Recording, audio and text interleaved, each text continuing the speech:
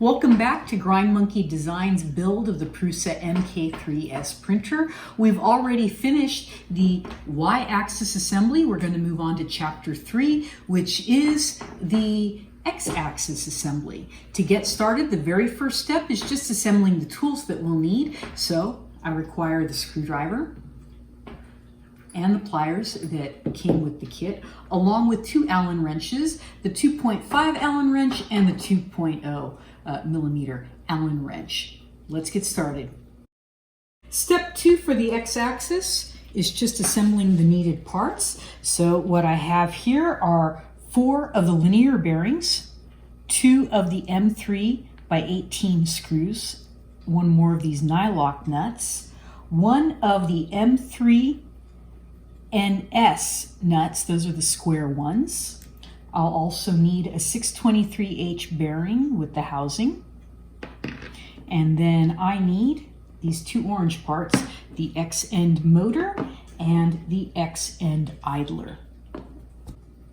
Step 3 requires us to insert the linear bearings into the idler and into the motor. So I'll take the idler here. You can see that it's not symmetrical. Okay, so on this end, I'm going to take one of the bearings and put that in. Now, again, as with everything else, I'm not supposed to use too much force. Okay, let me take a second one. As I get that in there, and I'm going to use the second one to push that in. Let's just get that there. I want to rotate them and push it in. Okay, push it in. And as I'm pushing it in, I'm going to pay attention to where the bearings are on the first unit.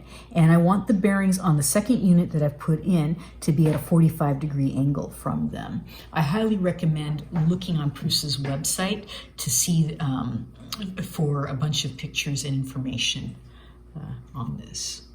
With step 4, I'm going to take the tensioner, and on that flat side, I am looking for this diagonal slot. I'm going to take my little square nut and place that inside. Then I'll take an M3 by 18 screw, and here on the side, I'm going to feed that through. And the instructions do let me know that I should, when I put it in, I don't want to see the screw in that hole. If I've screwed too far in, I should pull it out because that's going to matter in a later step. For step 5, I'll go ahead and take the X-end idler and my nylock nut with the black ring facing up. I'm going to rotate the idler, and you can see on the flat surface there is a hexagonal hole for this nut. Let me place that in here.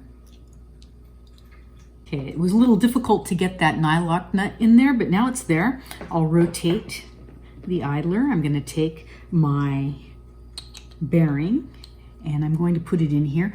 I'm going to turn it to the side, slide that in there. I have my M318 screw ready. I'm just going to leave it a little bit ready. Get that in there and then tread the screw through there. Okay, and now it's in there. All right, I'm going to make contact with the nut. I'm going to tighten it, but I don't want to tighten it so much that I cannot turn that piece. So I've tightened this. I want to make sure again that the bearing spins freely. If you can't see it, hopefully you can hear that. Let's move on to the next step. For step 6, I need to find my smooth rods, and these will be the 2 largest. There were 6 initially. I've already used the medium-sized ones. By comparison, I was able to figure out which were the longer of them. So I have both of these, and then I will also take 3 linear bearings, and what I'm going to do is put a bearing on one of them. Now I don't want to force it. All right, so that went on very nicely. And then on the second rod, I'll put 2. I'm not forcing anything. I'm being very careful.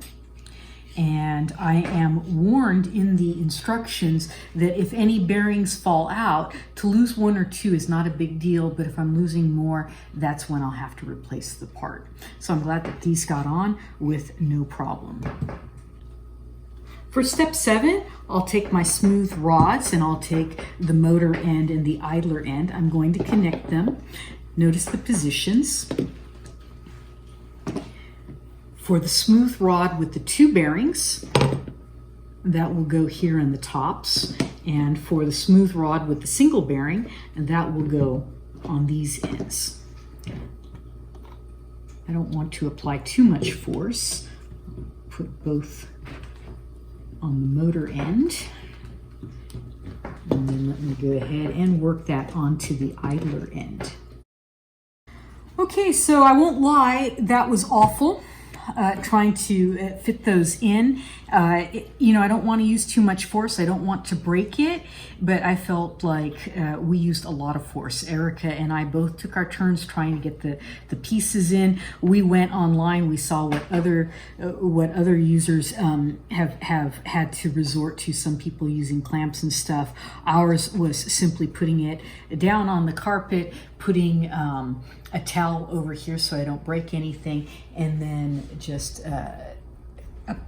pounding it until it went in. So it took a lot of force. Unfortunately, it seems that that was the most precarious part of the build. How do I know it's seated where it should be? Well, there are little windows, little holes on each side, and if I can see the metal, it's in.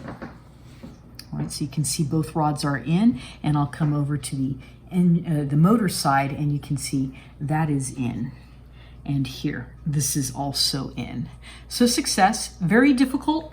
Maybe one of the more challenging parts, only because we were so scared to break these printed pieces. But it all worked out in the end.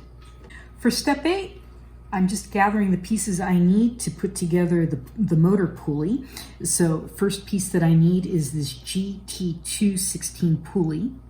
And then also I need the X-axis motor. How do I know it's the X-axis motor? It's clearly labeled as such.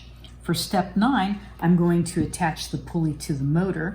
And to do so, I'll put this motor down. You'll notice this rod has one flat side. So let's get that flat side up, so I'm aware of where it is. I'm going to slide the pulley over it with the screws for the pulley facing outward. And when I slide this over, I don't want to go all the way to the end. I want to leave a gap. And now I want to tighten one of the screws. I want to make sure that that screw is tightening against the flat part. So I'll tighten that screw, but I don't want to tighten it all the way, but just enough so that it's holding it in place. And again, you can see that the pulley, let me get that a little bit tighter.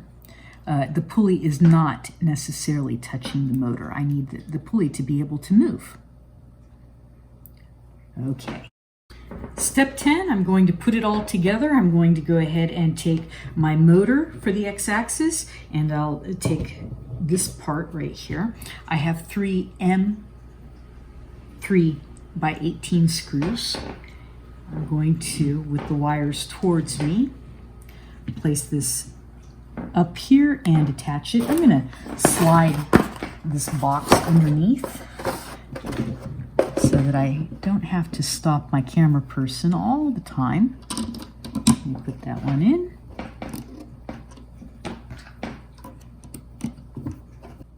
So I'm still putting these screws in. Erica, who is doing my camera work for me, pointed out, hey, aren't we not supposed to see this screw that we had put in earlier? Actually, yes, it should be here, but if you can just show the top, where I was putting this screw in, that's where I didn't want to see the side screw, or else I wouldn't be able to put the screw in at all. But I'll go ahead and finish tightening this. So for step 11, it's gummy bear time. We're allowed to have 10% of our bears, so I'll have 2 and Erica will have her 2. I'm going to show you step 12, and that is just simply to inspect that, yes, that piece is done and that it matches the images in the manual.